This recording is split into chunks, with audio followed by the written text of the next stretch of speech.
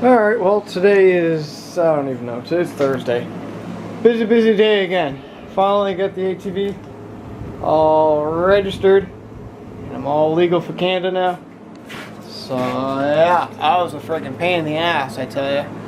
Friggin' place didn't take credit card, or debit card, whatever the fuck you want to call it.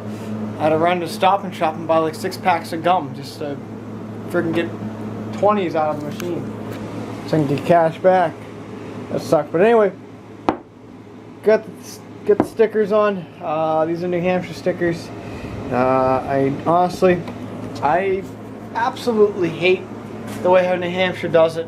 I wish there was a way that they would give you a plate and then you can just renew online. It would be so much more simple, like a little aluminum plate. You pay X amount of dollars for the plate, and then you just keep renewing every year. But no, every year it's, you know, it's expensive. How much is it, just out of curiosity, how much is it in your state to register an ATV or a snowmobile? In Massachusetts, for 2 years, it's $55 for, I think, ATVs and snowmobiles. And for New Hampshire, it's $75, non-resident, which is me, that's for just 1 year. $75 for just 1 year. And snowmobiles up there are $110, $110 a year. Actually, I got the slip right here. Oh, what we got there? 2013s. Yeah, I was up there, and I get a little bit of a price quote on a new snowmobile that I'm interested in. But hey, Philbrick Motorsports. That's where I got my ZR700 from. Let's see. A resident for ATV is $55. Non-resident ATV, $75. Oh, $74, whatever. And oh, I didn't know I could have got a 14-month. Actually, I wouldn't have needed a 14-month. Snowmobiles, they're expensive up there. We pay, I think it's $94 a year after the club. So you'd originally be paying $114, but once you join the club, it's $84 for a snowmobile up there, and then residential it's $64 or $94. So I don't know. Tell me what your guys' deal is, but anyway, so yeah, when I went up to the dealership today, they have this sled on there, and I'm really interested in. This is the Twin Spar Proclimb M Proclimb XF. I'm really starting to think that the XF Cross Tour is more for me. They have it in all black, which is it looks really good, and they did a little bit of upgrading on this one too. It's got the Fox shocks, Fox float in the rears, and they were going to stud it for me for, I think it was $12,000 they wanted for it. So it's a possibility, but I kind of like the red more than I like the black. It's different, but the black looks pretty stealth, I'll tell you. These are the 13s. I don't know if I'm going to be able to afford a 14. I'd like the 14, but it's going to be an extra $2 grand, which will bring it to $14,000 over the $12,000. So I don't know. I'll have to wait and see how much my damn Sabercat sells for. Going to be listing that for sale in September, October, somewhere in that range. But yeah, so here's what we got going on today. I don't know why my nose is running all of a sudden. Jeez. Got this stupid ass push mower in, and I have really no motivation to even fix this thing. The governor on the inside of this thing is blown. At first I was like, no, it couldn't be blown. And I was using it, ran fine, then after a while it just freaking went into overdrive. And yeah. Actually, might have just solved my first problem. I don't think that's supposed to be in that hole. I want to say it's supposed to be in this hole right here. I'm gonna have to look at that. I bet you that flip is on backwards. It's not in the right spot. Alright, well that worked out pretty good. I guess the governor ain't exploded.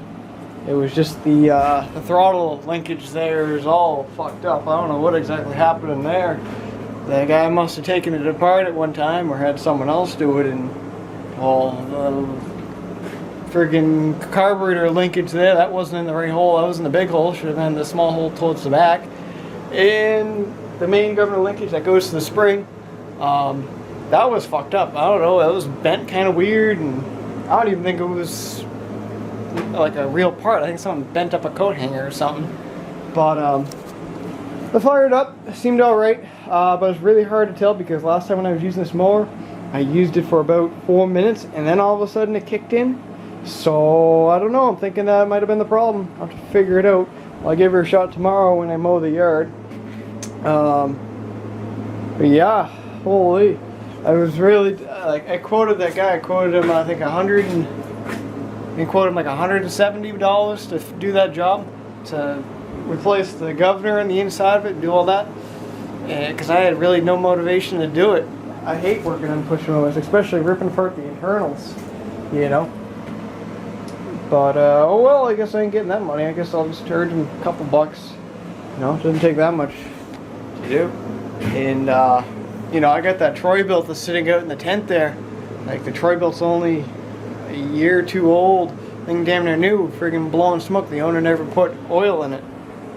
So, tempted to fix that one. It's, you know, it's a really nice mower. New at Lowe's, I think it's $200. But overall, it's a really nice mower and it's a good little beater. So I don't know. I might actually even possibly give it to the guy across the street. He's looking for a project with his son, so I don't know. And this one here I put together yesterday. I think I mentioned that in yesterday's video. This thing here is a pretty nice mower. I'm actually thinking about selling my I'm actually thinking about selling my dad's Cub Cadet. We have a Cub Cadet push mower, but I'd assume you keep this one and get rid of the Cub Cadet. I would say this one here is maybe a little bit newer.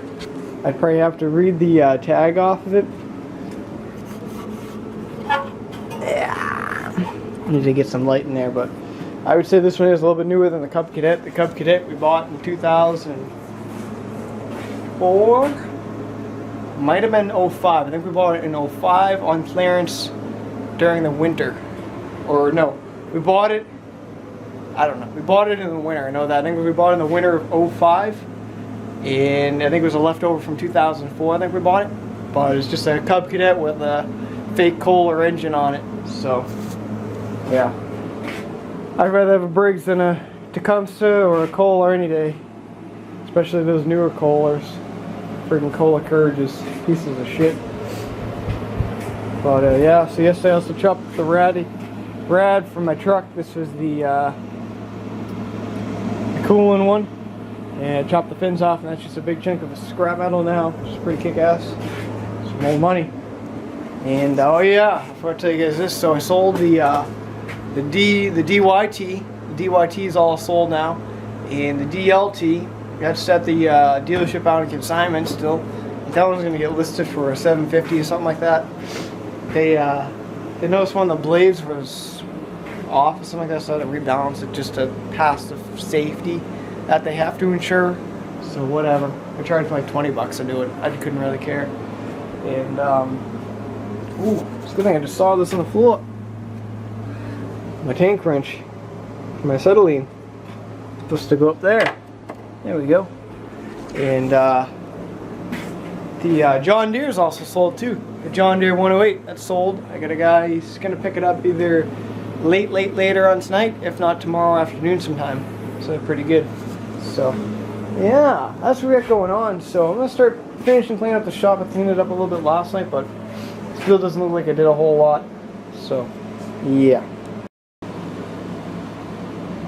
Alright, I got a pretty good story to tell you. It's going to involve this push mower, but it's really not about the push mower. So, I got a haircut. That's kind of random.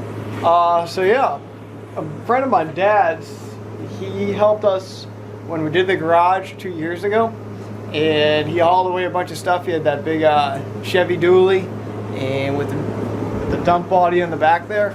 And I guess today he was hot rodding down the 128. And next thing you know, out comes flying out his push mower. His back of his gate, I guess, is kind of rotted, and it fell right off. And I guess his lawnmower ate the friggin' 128 pretty good. So I guess he's renting a push mower these next couple of weeks. I gotta look for a. I know where I can get one. I'm thinking about picking up a Honda from. It's a commercial Honda mower. It's a really nice mower. It's used, and I'll have to pick that up when I get back or something. So that'll be coming to the shop. But I guess the other lawnmower, friggin' the motor mount's broke on it, and it's not pretty. I saw it already, and I think I road rash pretty good. Didn't know a push mower can go 75 miles an hour. That's news to me. But yeah, so I think we're in the video here, guys. I'm actually gonna hop outside real quick, just do a little bit of work on my mom's rig. I gotta get one of the bolts loosened up on the differential with the 05. Like basically any Explorer from 03 to 05, they all have differential problems. And if you own one, I'm sure you know what I'm talking about. There's a whining noise, and they always come from the differential, and it's basically the I want to say the spider gear, but it's really not the spider gear. I can't think of the name of it offhand, but anyway, it's because of the aluminum. They have the whole aluminum bowel housing and all that shit, and it's got the aluminum differential in the rear, and I guess apparently it heats up, and it's just a bad design, basically bad Ford. But so it makes a loud noise and it's leaking, so I gotta go top off it with a little bit of gear oil. I gotta pick that up tomorrow. But the first thing you have to do in order to do it is make sure you can get access to the top bolt first. So I gotta climb underneath there and get it loosened, and then tomorrow I'll run down to AutoZone or O'Reilly Auto Parts and pick up some gear oil. So that's pretty kick-ass. So anyway, we're gonna talk to you guys all tomorrow. Hopefully you guys all have a good night. And I still got to upload yesterday's video. Son of a bitch, I forgot about that. Oops. So you guys are getting a double video.